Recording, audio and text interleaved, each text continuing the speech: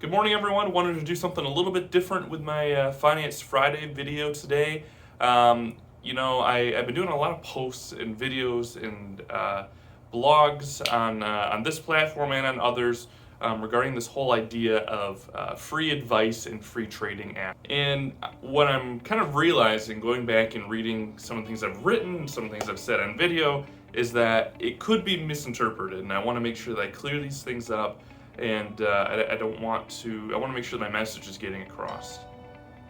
What I'm talking about is that, when I talk about some of these free trading apps like Robinhood or others who have really marketed and profited from telling people that they're free to use and hey, anyone can invest, I'm not trying to say it's a bad thing.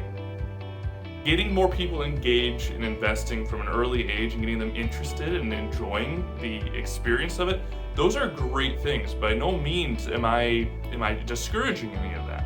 And maybe even more importantly, I'm not trying to say that the general public or even my clients in general are too unintelligent to invest on their own, or that it's just far too difficult. We're so wise and intelligent that you need to work with us. Now, certainly we have a lot of experience on our team. We do have a lot of knowledge of the industry and have done this for some time, and frankly, we do think we do a pretty good job of it, but we're always learning, and we're certainly not the smartest people in the room, nor do we want to always be the smartest people in the room. We always want to look to others to learn from, and so it's definitely not that at all. When we look at all the things that we do as financial advisors for our clients, when we do financial planning and when we are building portfolios and we're trying to balance performance and return with risk, and we're trying to make sure that those numbers meet our clients' goals, those are really important things and what many would consider to be the core functions of what we do. And I would say that's true, but those things only happen and they only work if we're doing what I believe is kind of our first job, which is education. And maybe even going a little bit further than that. I just wrote a blog post on this week. It's not even just education, it's being a sounding board. It's being, I use the analogy, we're not the gatekeepers to our clients' money, we're more like a screen door. You can see through to your portfolio, you're able to access it, you're able to take money in and out and make changes, but you do still have to talk to us. You do have to have a conversation, a relationship with us where we can bounce ideas off of each other and help you overcome any biases that you might have. Because it can be really easy when things get tough to, no matter how well your plan is constructed, to abandon it in the face of crisis.